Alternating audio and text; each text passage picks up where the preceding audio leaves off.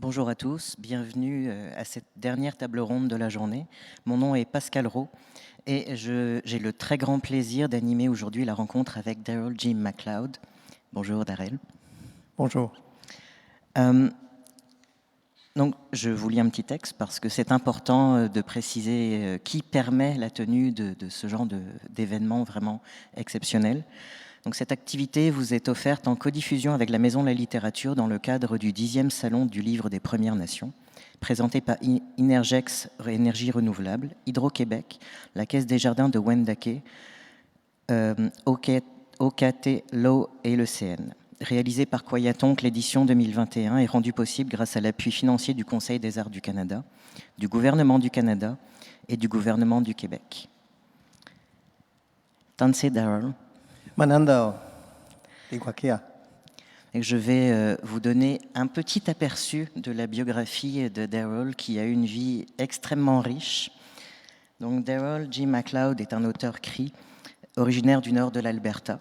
Il est diplômé en littérature française, ce qui va nous permettre d'entendre l'entrevue en français, et en éducation de l'Université de Colombie-Britannique. Son premier livre, Mama's Catch, paru en 2018 en anglais et en 2020 en français, a reçu le prix littéraire du gouverneur général dans la catégorie non-fiction. Avant de se lancer dans l'écriture à sa retraite, il a été négociateur en chef des revendications territoriales pour le gouvernement fédéral et chef de la direction de l'éducation et des affaires internationales à l'Assemblée des Premières Nations. Il vit à Souk, en Colombie-Britannique. Son deuxième ouvrage, Piagao Reclaiming Cree Dignity, paru en 2021, est finaliste au prix Writers Trust Hilary Weston pour la non-fiction. Daryl, je vais te laisser te présenter toi-même au public.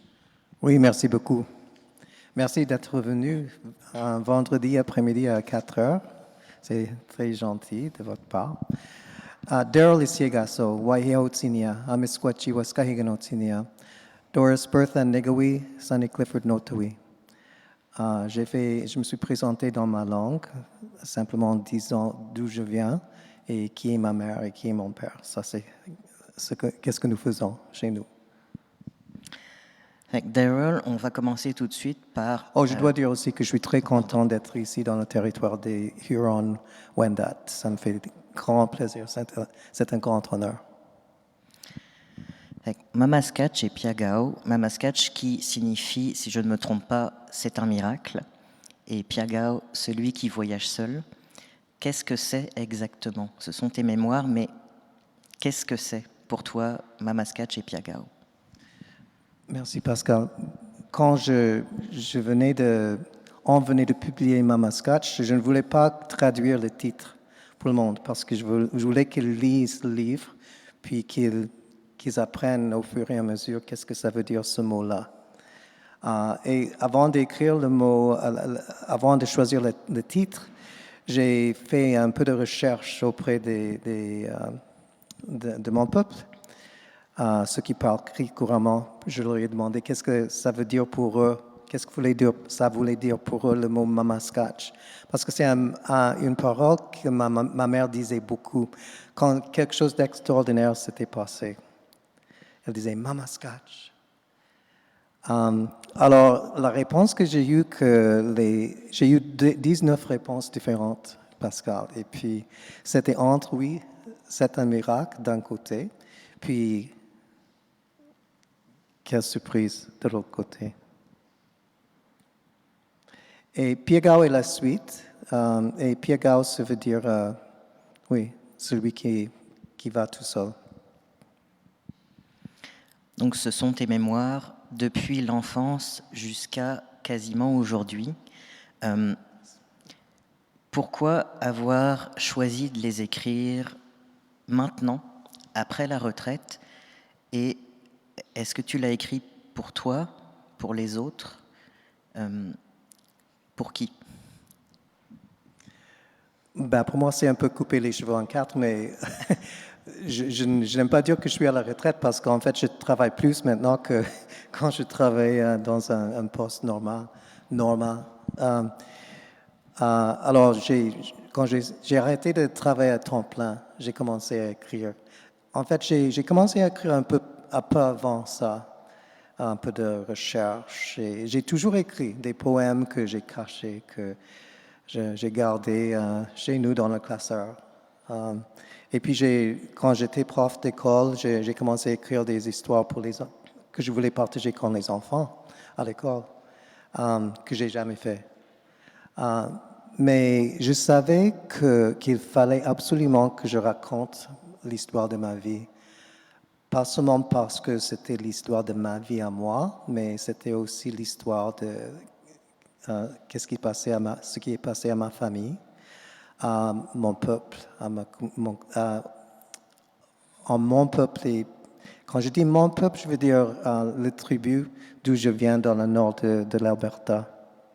Parce que les cris, c'est un peu partout au Canada, hein, dans le nord de Québec, de Ontario, de Manitoba, Saskatchewan, Alberta et un peu dans la Colombie-Britannique. Alors moi, je viens, mon peuple, quand je dis ça, c'est les cris du nord de l'Alberta. Et je ne suis pas arrivé à avoir cette idée-là tout seul. J'ai travaillé dans le nord de la Colombie-Britannique comme directeur d'école. Puis j'ai travaillé avec une femme extraordinaire, une femme de cette région. C'est la région des gens qui s'appellent des Dakelf, une autre tribu. Et cette femme avait, je ne sais pas, peut-être 70 ans. Et elle enseignait la langue, et puis la langue autochtone, puis aussi la culture. Puis on avait beaucoup de temps les soirées pour jaser, pour nous raconter des histoires.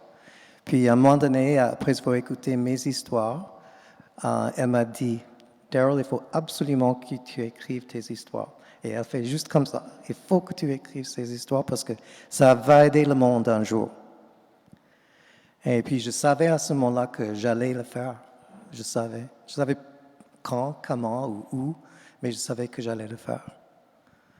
Et puis, Pierre Gao, c'est la suite. Après avoir écrit Mama Scratch, je savais qu'il fallait continuer parce que, en fait, les deux livres étaient un seul manuscrit au tout début. Et puis, j'ai travaillé avec une rédactrice très talentueuse. Et à un moment donné, on s'est rendu compte que c'était trop grand pour un seul livre parce que le format, c'était des histoires courtes. Et la madame était experte en ça. Puis elle a dit, dans un recueil d'histoires courtes, ça prend comme maximum 13 histoires. 13 histoires, pas 26 ou 28. Alors on a pris la décision de le diviser en deux et ça a bien marché. C'était effectivement un seul manuscrit, mais les deux ouvrages se distinguent quand même d'une certaine façon. Le premier est axé donc sur ta famille, ta mère en particulier, Bertha. Oui, plus qu'autre chose, oui. Tes frères et sœurs, ton enfance, ton adolescence, ta vie de jeune adulte, ta découverte ou plus ton acceptation de ton identité autochtone, mais de ton identité sexuelle aussi. Et le deuxième ouvrage, Piagao, met l'accent sur le travail que tu as fait gouvernemental, le travail en tant que négociateur en chef, en tant que directeur aux affaires autochtones. Et on voit de l'intérieur tout ce travail politique et tous ces empêchements politiques. Et c'est pour ça que c'est à la fois une même œuvre, mais avec deux focalisations différentes. Et j'ai ressenti beaucoup de colère. En fait, j'ai ressenti beaucoup de choses à lire Mama Scratch et Piagao, beaucoup de tristesse, beaucoup de colère, beaucoup de tendresse aussi. Mais dans Piagao, en particulier les chapitres sur les négociations de traités, m'a mis horriblement en colère parce que je voyais à quel point il y avait du sabotage à l'intérieur. C'était important de montrer ça, j'imagine. Oui, effectivement. Est-ce que ça a été difficile de le faire? Est-ce que tu as dû, j'imagine, te censurer pour pas révéler des secrets d'État? Mais j'ajouterais à ce que tu viens de dire au sujet de Piaget, les sujets que je traite là-dedans, qu'il s'agit aussi de ma renaissance comme homme-cri, comme Nehiao. Parce que pour moi, c'est un thème très important dans ce livre-là aussi, que rendu à l'âge de 30 ans, je me suis rendu compte que j'avais perdu le contact avec mon peuple, plus ou moins, parce que je vivais à Vancouver, loin d'eux. Comme vous le savez probablement, il y a d'autres tribus le long de la côte, beaucoup d'autres tribus, et ça n'a rien à voir. La langue est complètement différente, la culture est très différente que la nôtre. Alors j'étais pas mal éloigné de mon peuple, et à un moment donné, ma mère est morte, comme à la fin de Mamaskatch, puis ma mère avait été le lien avec la culture pour moi. Et après, comme je dirais que c'était comme 2 ans après sa mort, je me suis rendu compte que j'étais en train de perdre le lien avec la culture, avec mon peuple. Alors il fallait que je fasse quelque chose. Elle avait refusé de vous apprendre le cri. Oui, parce qu'elle elle a passé comme 4, 5 ans dans un pensionnat. Et puis les religieuses, comme vous le savez aussi, avaient dit que c'était la langue du diable, qu'il fallait absolument pas nous apprendre à parler notre langue Nehiao, cri. Oui. Et pour revenir à la question de mon travail au gouvernement quand j'étais négociateur en chef, oui, c'était difficile parce que je me sentais pas mal seul, souvent, parce que j'avais beaucoup d'amis autochtones, j'avais des amis autochtones dans les communautés avec lesquelles on négociait. Et moi, je savais comme les mandats du gouvernement. J'avais j'ai dû étudier tout cela, apprendre tout cela et travailler avec un groupe d'avocats du gouvernement, puis avec les fonctionnaires. Et puis, j'ai dû, comme tu viens de dire, j'ai dû garder tout cela, tout ce savoir secret. Est-ce qu'on peut parler... je sais que ça va être le sujet d'une table ronde dimanche matin, fait qu'on ne va pas s'apesantir dessus. Mais est-ce que, à travers ton écriture, est-ce que tu vois la littérature et les littératures autochtones comme à la fois porteuses de vérité et outils de réconciliation avec le passé et vers l'avenir? Je pense qu'il y a très peu d'auteurs autochtones qui écrivent avec cette idée en tête qu'ils travaillent pour la réconciliation en tant que telle. Mais pour moi, c'était vraiment ça. Après avoir écrit Mamaskatch, comme après la publication de Mamaskatch, pour moi, il y avait beaucoup de réconciliation à plusieurs plans. Premièrement, avec ma famille, parce que tous mes cousins, Mamaskatch est sorti en septembre 2018. Puis, presque le mois suivant, tous mes cousins avaient lu le livre. Et on se voit sur Facebook, puis on commençait à m'écrire tout de suite. Il y a une cousine qui a écrit « Ce livre aurait pu être l'histoire de ma vie à moi ». Puis d'autres cousins qui répétaient que oui, c'est vrai pour moi aussi. Puis une autre cousine a écrit « Ce livre-là peut nous aider à notre famille à nous guérir de tout le mal de tout ce qu'on avait survécu. » Et puis, alors, ils m'ont invité chez nous. Et en fait, ils ont exigé que je retourne chez nous, à notre petit village dans le nord de l'Alberta. Et j'y suis allé pour les actions de grâce cette année-là. Puis, c'était extraordinaire. C'était une fête incroyable, familiale, qu'on n'avait pas eu rien comme ça depuis... on se réunit toujours pour les funérailles. et des occasions tristes de même. Mais pour fêter quelque chose comme ça, je ne me souviens pas, un mariage peut-être, il y avait comme 30 ans, quelque chose comme ça. Alors oui, sur le plan de la famille, puis les amis que j'avais à l'école, c'était pas des amis, mais mes pères dans l'école, au primaire, ont commencé à m'écrire aussi, des non-autochtones auxquels je ne pouvais pas parler. On ne pouvait pas se communiquer entre nous. Parce que moi, j'étais de la famille la plus pauvre, autochtone, et eux, ils étaient des familles les plus riches. C'était pas très riche, mais dans notre petit village, c'était des riches. Et puis, à la récréation, dehors, dans la cour, on ne pouvait pas se parler. On se saluait des fois, mais on ne pouvait pas se parler. Il n'y avait pas de communication. Mais une fille, dans un chapitre intitulé Le petit-fils, un petit Indien, un petit garçon indien, je pense que ça c'est le titre en français du chapitre. J'avais écrit que j'avais toujours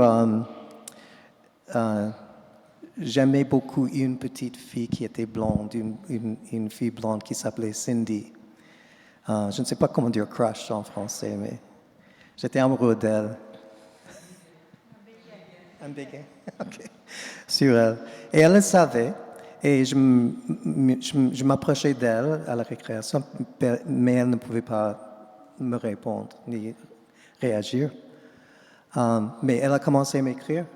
Quelqu'un lui avait donné mon livre comme cadeau, puis elle avait lu cette partie-là, puis elle m'a écrit. Et j'ai vérifié mon téléphone, puis j'ai vu un message avec son nom, Cindy Stelter, puis je dis, oh, quelqu'un est en train de m'écrire au sujet de mon livre. Puis j'ai regardé encore, puis c'était elle, un message d'elle, puis elle me dit, ça fait des années, en fait.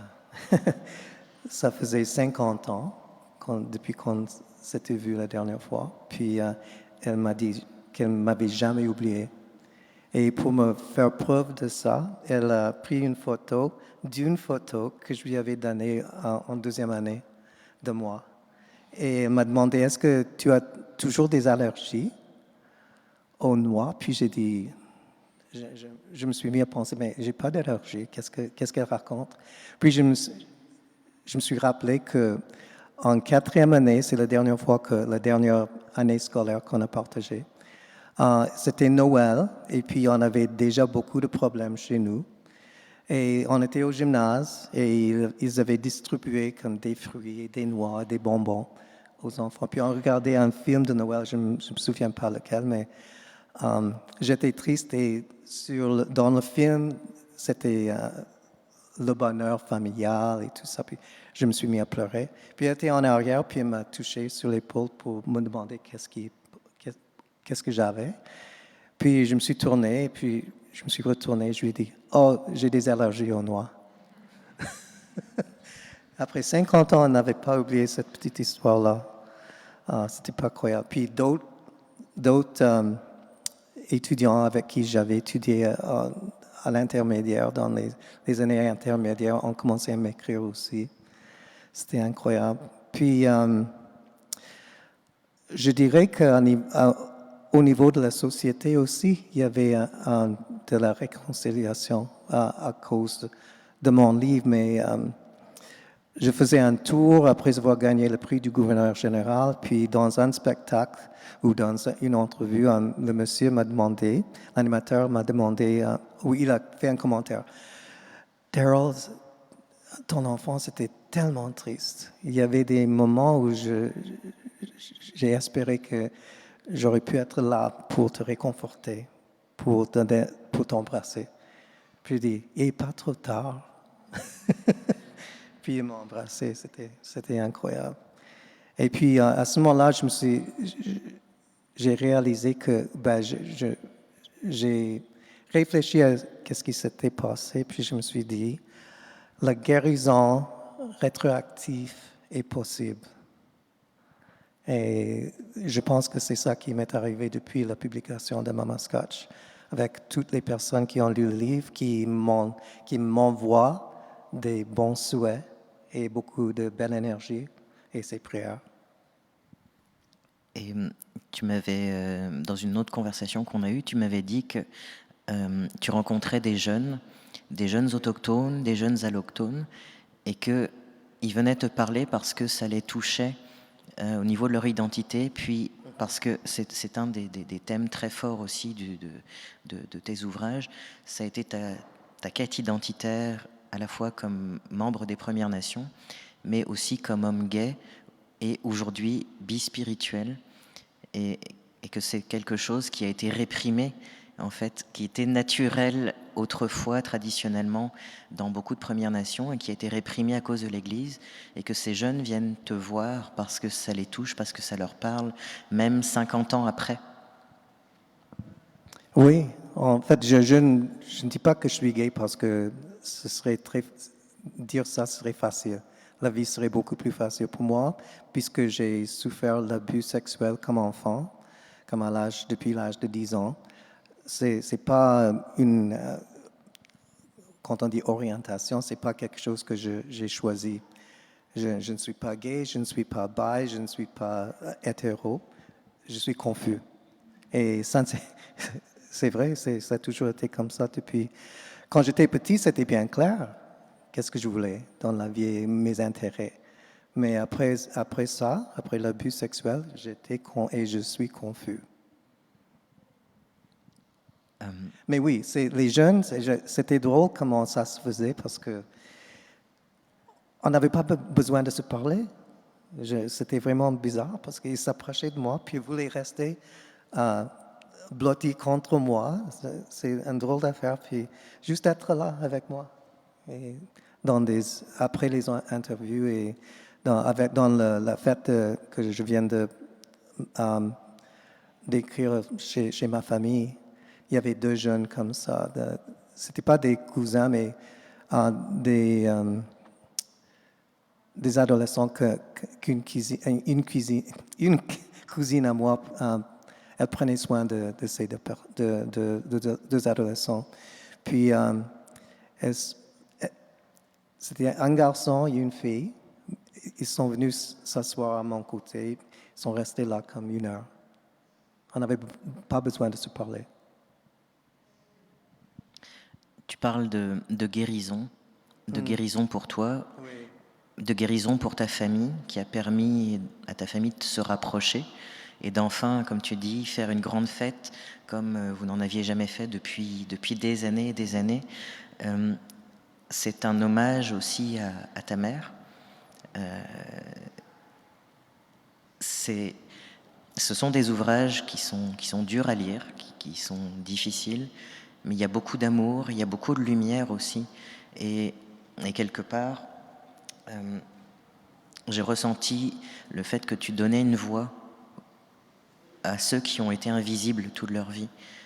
Ta mère, ta famille, tes frères et sœurs, toutes ces personnes ignorées en tant que personnes autochtones. J'ai ressenti beaucoup de comment dire, leur souvenir est gravé définitivement, et personne ne pourra plus les oublier, comme personne ne pourra plus oublier ce qui s'est passé, toutes les violences vécues au niveau personnel pour ta famille et au niveau, j'allais dire, du pays pour toutes les Premières Nations. Est-ce que dans Mama Sketch et dans Piagao, comme tu dis, tu dis que tu es beaucoup confus, et aussi tu as vécu beaucoup de culpabilité, comme si tu étais responsable de ce qui t'arrivait. Est-ce que c'est une façon de se pardonner aussi, de réussir enfin à passer par-dessus cette culpabilisation sur des événements auxquels tu n'avais pas, sur lesquels tu n'avais pas de prise? Oui, je pense que la culpabilité, c'est quelque chose que moi, j'ai appris à l'Église. Parce qu'on commence très jeune, hein, à l'âge de 5 ans ou 10 ans, le catéchisme.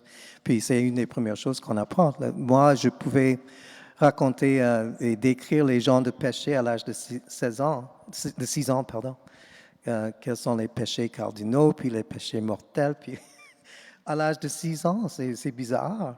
Parce que la plupart des enfants qui qui ne vont pas à l'église ne vont même pas penser à ce genre d'affaires.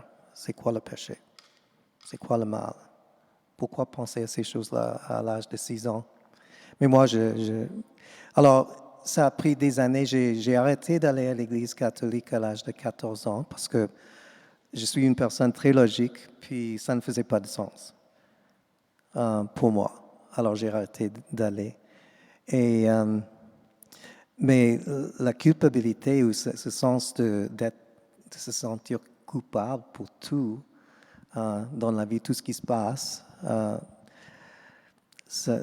ça prend des années et beaucoup de thérapie pour se défaire de cette idée-là. Et j'ai payé des milliers de dollars à des psychiatres et psychologues pour m'aider à me défaire de tout ça. Et ça a marché, plus ou moins, mais il y a des moments où je vois quelque chose se passe, puis je me dis, pourquoi est-ce que ça arrive?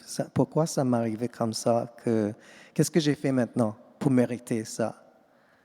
C'est vraiment bizarre. C'est très difficile de se défaire de toute cette mentalité-là.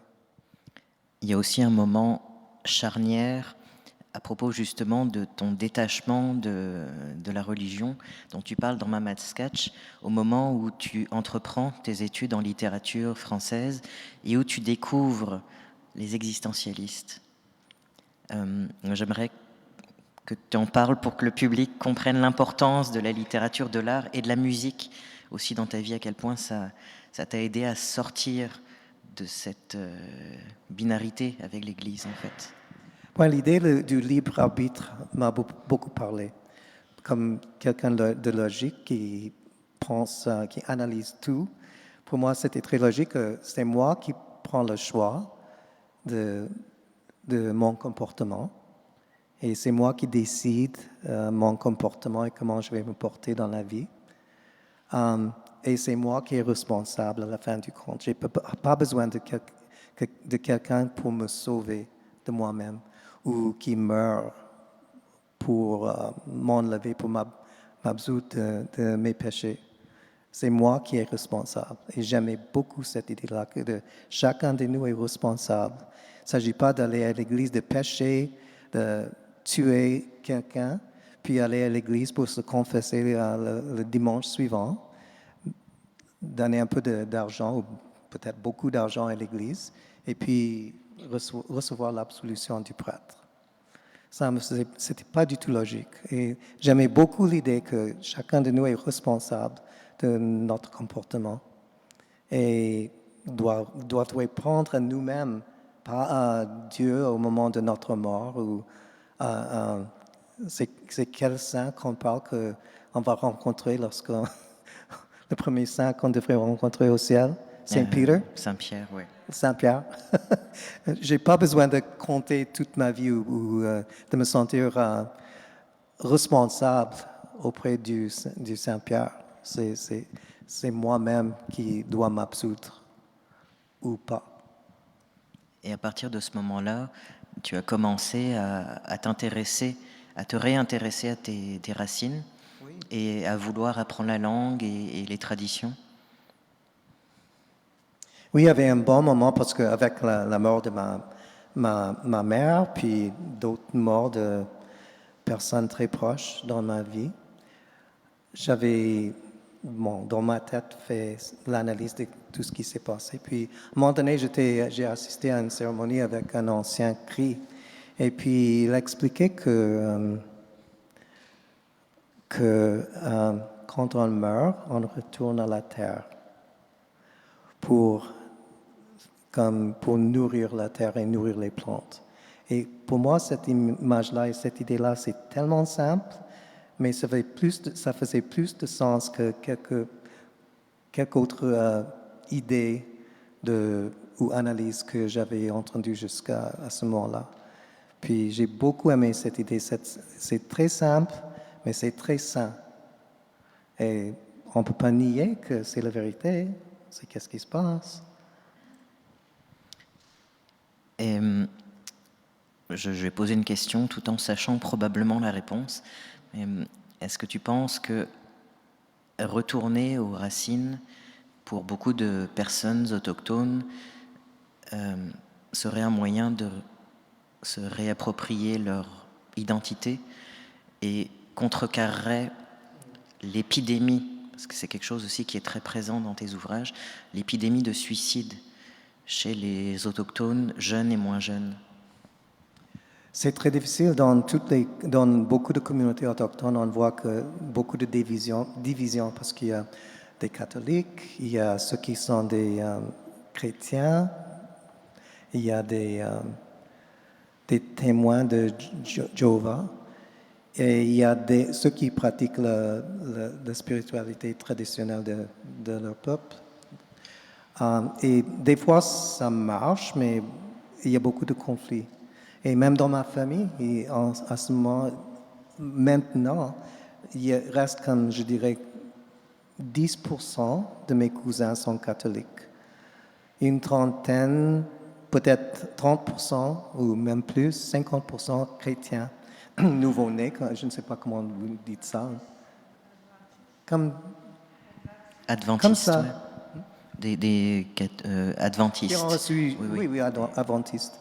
Et puis, peut-être l'autre 40% qui ont accepté les pratiques spirituelles de mon peuple.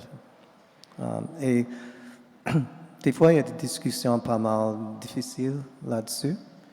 Mais je sais que pour des personnes qui veulent sortir de milieu catholique, par exemple, il y a beaucoup d'Autochtones qui veulent arrêter d'aller à l'église maintenant, à l'église catholique pour tout ce qui se passe avec l'histoire des pensionnats et tout ce qu'on est en train d'apprendre.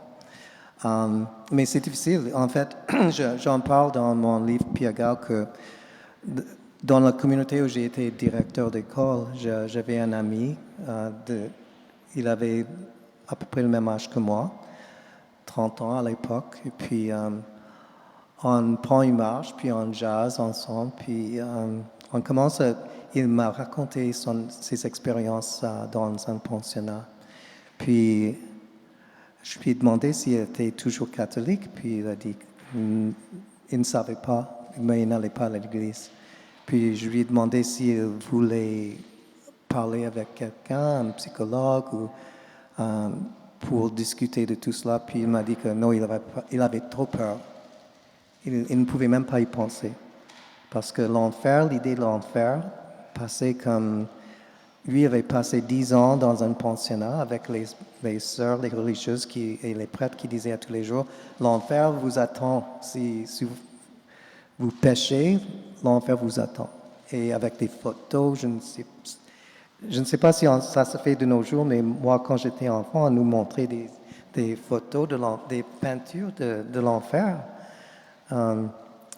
Et puis il m'a dit non, je peux même pas, il ne pouvait même pas réfléchir à ces questions-là. Il avait trop peur, même de se laisser aller dans ça. J'aimerais qu'on parle de ton plus récent essai qui est sorti il y a 3 semaines dans le recueil qui s'appelle Me Tomorrow, Indigenous Views on the Future, qui est compilé et édité par Drew Hayden Taylor, un auteur autochtone extrêmement connu également. Et donc tu as écrit l'essai qui s'appelle Me Tomorrow, Paint It Red. Et c'est un essai extrêmement positif sur l'avenir des peuples autochtones. Aimerais-tu en parler un peu?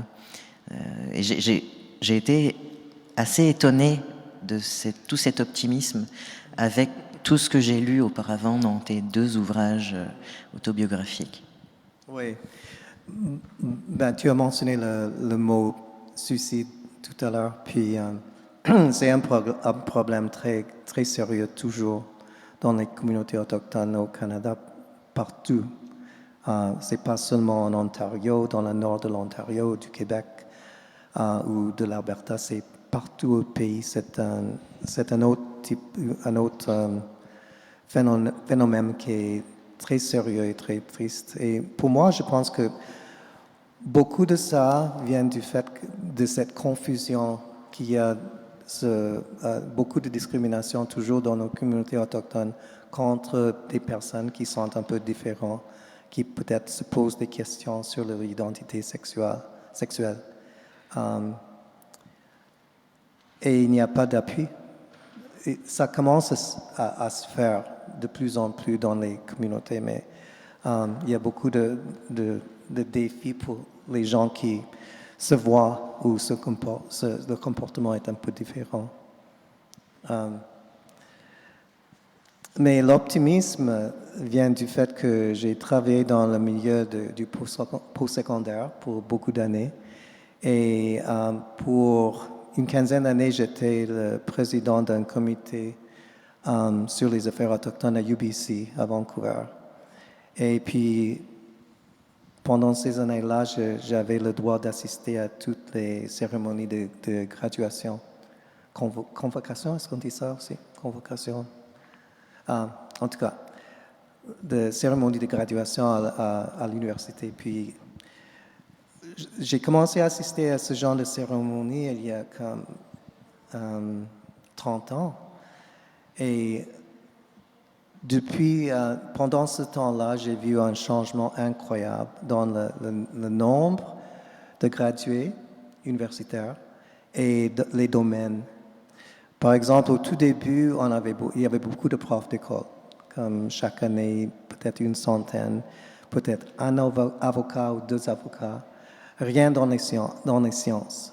Pas de médecin, pas d'ingénieur, rien comme ça, pas de scientifique. De nos jours, je pense qu'on peut aller à une cérémonie de graduation dans presque n'importe quelle université au Canada et on va voir comme peut-être toujours une centaine ou 200 profs d'école, puis probablement 50 avocats, une dizaine de médecins et toutes sortes de scientifiques. C'est pas croyable. En fait, je ne sais pas si tout le monde le sait, mais le nouveau président de l'Association canadienne des médecins est un homme autochtone. Et en Colombie-Britannique, il y a l'association d'avocats. En anglais, c'est the British Columbia Bar Association. Puis, ils viennent d'élire 5 avocats autochtones, ce qu'on appelle des benchers, comme des directeurs de la société. C'est pas croyable. Ça, c'est la première fois dans l'histoire que ça s'est fait. Alors oui, je vois énormément de progrès, et dans tous les domaines, comme je dis. Dans les arts aussi, c'est pas croyable. Moi, dans d'autres entrevues, j'ai dit on m'a demandé si je vois une renaissance des voix autochtones dans la littérature. Et moi, je dis non, c'est pas une renaissance, c'est une révolution. Et je pense que ça se voit dans tous les domaines et c'est pas croyable. Ça me donne ça m'encourage beaucoup. Et dans mon essai, je dis que ces jeunes-là vont changer le monde. Et je pense que c'est pas mal vrai. Et il est temps. L'avenir sera autochtone. Oui. Oui. C'est ça que le titre dit Painted Red. Et parlant d'avenir, tu as aussi un projet de roman en cours, n'est-ce pas? Oui. Est-ce que tu as le droit d'en parler? Oui, parce qu'on a déjà acheté les droits. C'est la même maison d'édition en anglais, Douglas & McIntyre à Vancouver. Ils ont acheté les droits d'auteur. Et puis, le manuscrit est avec une rédactrice très talentueuse. Puis, j'attends voir ses commentaires. C'est toujours intéressant de voir des commentaires des rédacteurs. Est-ce qu'on peut savoir de quoi ça va un petit peu parler? Est-ce que tu t'inspires de tes expériences de vie aussi dans ton roman? Oui, c'est mon expérience comme directeur d'école dans une communauté autochtone dans le nord de la Colombie-Britannique qui m'a inspiré. Mais ça, c'est basé sur ça, mais c'est de la fiction à 100%. Ok, bon, on va être patient. Enfin, on est obligé d'être patient. Je vais me tourner vers le public parce que je vous ai pas tellement regardé, mais avez-vous des questions dans la salle?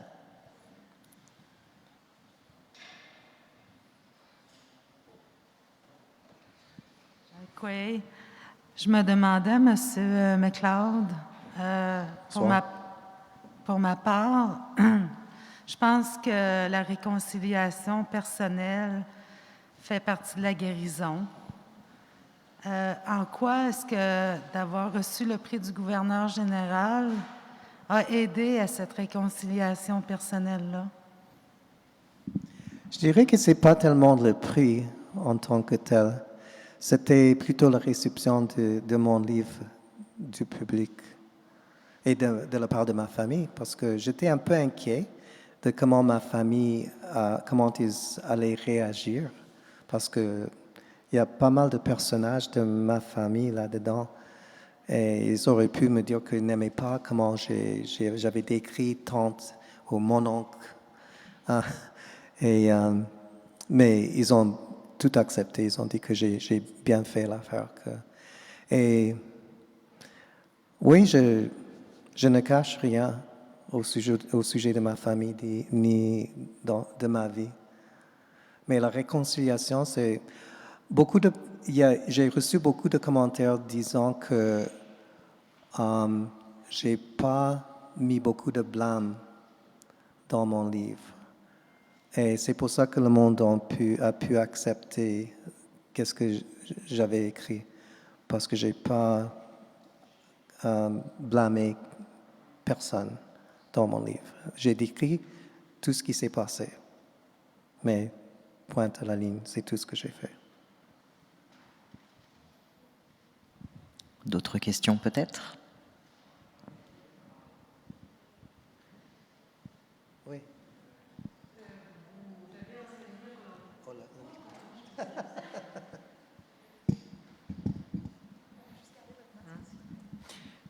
Oui, vous avez enseigné en Colombie-Britannique en anglais ou en français? J'ai commencé en français. J'ai été prof en immersion à Vancouver pour 5 ans. Où est-ce que vous l'avez appris? Parce que vous parlez très bien. Oh, merci. Ouais, ouais. Ben, j'ai commencé à l'université à Vancouver, à UBC, mais j'ai fait comme une résidence ici à Québec, 2 semaines à Québec, 2 semaines à Montréal et 3 semaines à Trois-Rivières au tout début. Et puis, mais j'ai continué.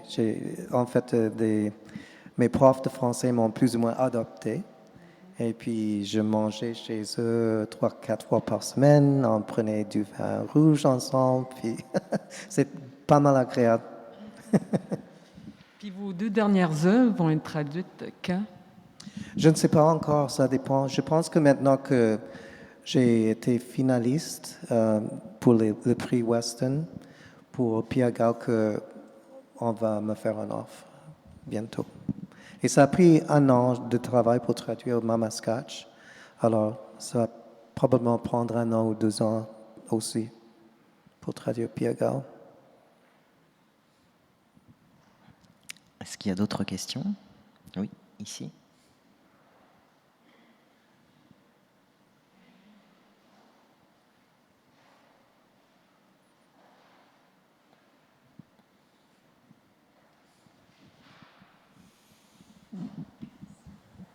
Oui, est-ce que vous pensez avoir une traduction en langue Nehiyawiwin? J'ai pas bien compris. Si vous allez avoir une traduction en cri? Oh, oh, j'aimerais beaucoup ça. En fait, je viens de parler à un autre auteur hier soir qui a fait traduire son livre en Innu. Et oui, j'aimerais bien ça, mais c'est beaucoup de travail, énormément de travail. Et puis, il y a très peu de personnes qui peuvent le faire. Alors, il faudrait que je fasse comme un projet et puis que, oui, ce serait le fun, ce serait bien. Mais l'audience, je pense que comme document historique, ce serait incroyable. Mais le cri est vraiment une langue orale et ça reste comme ça. La forme écrite, ça existe maintenant, mais c'est une langue orale, c'est une tradition orale et ça va continuer comme ça, je crois. D'autres questions? Ah, ici.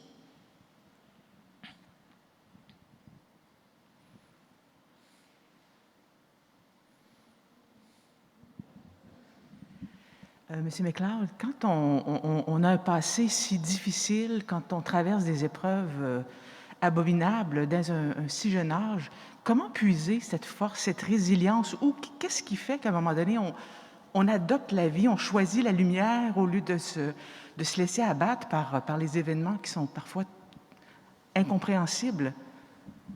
Oui, j'ai beaucoup réfléchi à cette question-là parce que mes amis, bien avant de commencer à écrire, mes amis me posaient régulièrement la même question.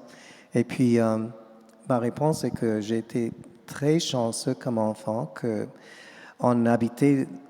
toute ma famille habitait dans un petit village ensemble, les tantes, les oncles, les grands-parents, arrière-grands-parents. Mon arrière-grand-père a vécu jusqu'à j'avais l'âge de 10 ans. Et mon arrière-grand-mère, j'avais 25 ans quand elle est morte. Mais on vivait dans un petit village et puis il y avait beaucoup d'amour. Et moi, j'ai reçu l'amour de ma mère. Ma mère était une bonne mère au tout début. Quand mon père est mort et quand sa mère, elle est morte, elle a, bon, comment dire, elle a capoté un peu. Elle a commencé à boire. Mais quand j'étais petit, j'avais ma mère, l'amour de ma mère, j'avais l'amour de ma sœur Debbie, qui avait 7 ans de plus que moi, puis des tantes qui prenaient soin de moi. En fait, on se robait, on se volait des bébés. Une tante me prendrait, puis ma mère irait à sa maison pour prendre son bébé. Puis je suis sûr que j'ai bu le lait de mes cousins pas mal souvent, et eux, ils ont bu le lait de ma mère aussi. Mais c'était comme ça que ça se faisait. Beaucoup d'amour au sein familial. Et on dit que les médecins, les psychologues, les psychiatres disent que la jeune enfance, c'est la période la plus importante dans notre vie pour la santé mentale et la spiritualité, tout ça. Alors moi, dans mon cas, je peux seulement parler pour moi et qu'est-ce qui m'est arrivé. Mais je suis convaincu que c'est à cause de ça, de tout l'amour que j'avais de ma mère, mes sœurs et mes tantes et mes oncles et mes grands-parents. Y a-t-il quelqu'un d'autre? Oui, ici.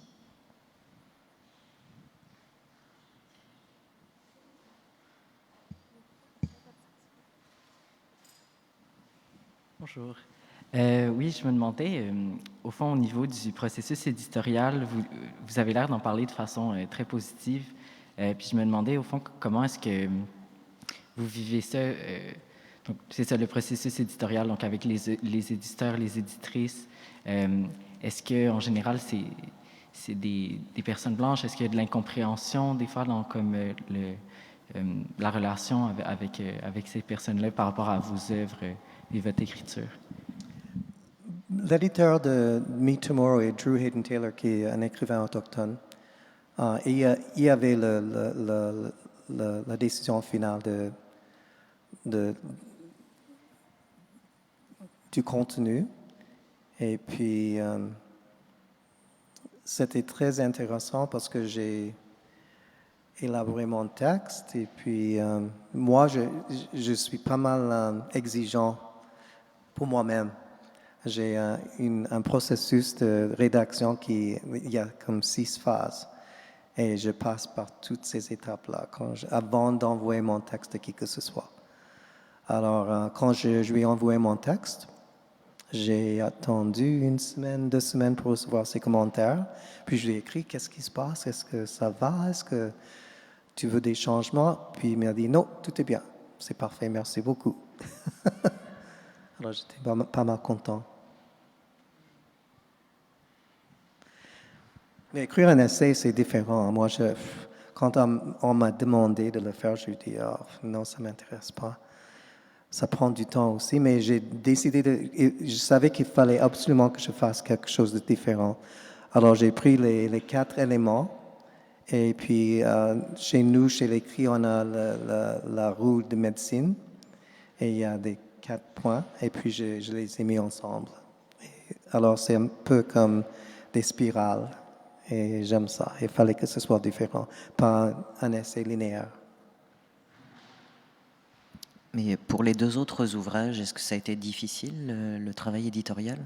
Du tout. J'ai eu une rédactrice très sensible. Et, oui, c'est une femme blanche, très bien instruite. Elle est extrêmement talentueuse dans ce qu'elle fait. Je ne pouvais pas croire les détails qu'elle voyait. C'était riche et j'ai accepté. Elle m'a dit au tout début de travailler ensemble que c'était mon texte et c'était à moi de prendre les décisions finales. Et ça, c'était bien. Et il y avait des fois que j'ai refusé. En fait, la seule partie un peu difficile, c'est moi, avant de soumettre mes textes aux maisons d'édition, j'avais engagé une rédactrice personnelle que moi, j'ai payée moi-même. Et puis, j'avais tout fini le manuscrit, puis elle avait l'idée de couper comme 3 chapitres. Puis je dis, oh. Puis j'ai pris une semaine pour réfléchir, puis à la fin du compte, je lui ai dit absolument pas. Je n'y touche pas.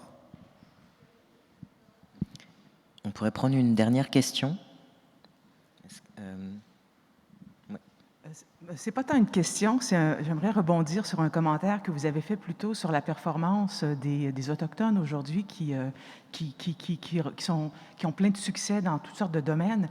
Et j'aimerais amener un témoignage d'un ami à moi dont la fille est enseignante sur la Côte-Nord dans une école secondaire et elle nous racontait que ses élèves les plus performants dans son école secondaire, ce sont les Autochtones, ce sont les Inuits, les élèves qui ont cette rage de vouloir se développer, de vouloir faire quelque chose, de profiter de toutes ces occasions maintenant qu'ils ont pour faire quelque chose de positif de leur vie. Alors, c'est simplement pour vous dire que de ce côté-ci aussi du Canada, il y a dans cette renaissance, il y a probablement une fierté qui revient, il y a une prise de possession là, de la part des Autochtones de tout ce que les opportunités peut-être nouvelles pourront leur apporter de bien.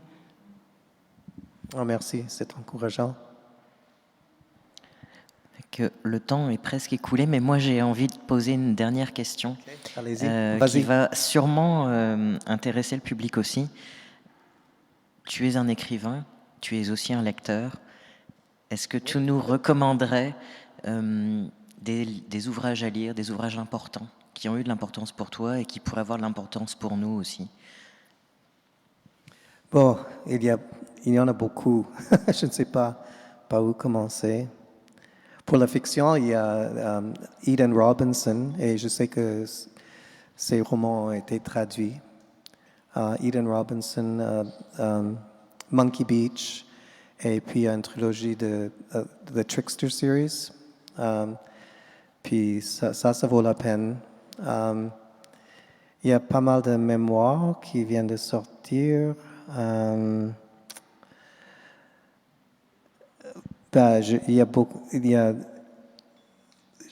J'ai marqué qu'en bas, on est en train de vendre le livre de Maria Tremblay, Half-Breed.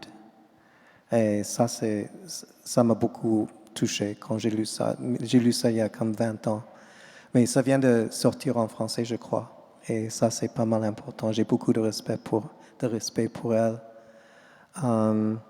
Thompson Highway, son livre le plus récent vient de sortir, Permanent Astonishment, et je sais que probablement en ce moment est en train déjà de le traduire. Lui, il a gagné le prix Hillary Weston. Alors, le livre récent de Thompson Highway, c'est certain. Moi, je lis, je ne sais pas combien de livres par mois et il y a tellement d'auteurs qui m'inspirent. Comme auteur autochtone, il y a... Mais moi, je lis un peu de tout. Je suis en train de relire un livre de Marie-Claire Blais, Une saison dans la vie d'Emmanuel, parce que mon premier roman est basé et inspiré par ce livre-là. J'ai lu ça dans ma deuxième année universitaire, je crois, et je l'ai toujours gardé. J'ai gardé le même exemplaire. Et je relis ce roman-là tous les 5 ans, je dirais. Ça m'inspire tellement son style. Et, Je ne sais pas si vous avez lu d'autres romans de Marie-Claire Blais. Est-ce que vous recommandez ces travaux? Oui? OK. Le dernier vient de sortir. Ah, OK, bravo. Oui. OK. Ah bon. Et puis, j'ai remarqué que quand je passe du temps à Montréal, je passe beaucoup de temps dans les librairies à voir qu'est-ce qui vient de sortir. Et j'ai remarqué qu'il y a beaucoup d'auteurs autochtones qui écrivent en français maintenant. C'est leur langue, ils écrivent en français. Et auparavant, on voyait, je veux dire, presque rien. Mais maintenant, j'ai vu dans les librairies je dirais des dizaines, ou une dizaine pour le moins, d'auteurs québécois. Et on est en train de vendre livres ici dans le Salon du Livre, je crois, pas mal. Et moi, je sais que je vais retourner chez nous avec une dizaine de livres d'écrivains autochtones qui écrivent en francophone. J'ai hâte de commencer à lire ça. Fait que malheureusement, l'heure est passée. Moi, j'aurais passé encore beaucoup de temps ici. On a parlé de beaucoup de sujets difficiles, mais il y avait aussi beaucoup de lumière et d'optimisme dans ton essai. C'est pourquoi en lisant Piagao, la première page finit par une prière de gratitude aux amis, à la famille, de bénédiction. Et je me disais qu'on pouvait terminer par cette prière en cri. Oui, c'est très beau. Kitsimanto, kinanaskomaten kota kisigawaneyan, ne pagisir moch tameyan, si pe tamuan, kisiwatisuan, si pewetuen minasagituan, sway makakionetotemak minanewa gomaganak. Hi, hi. Hi, hi, Daryl. Merci à tous.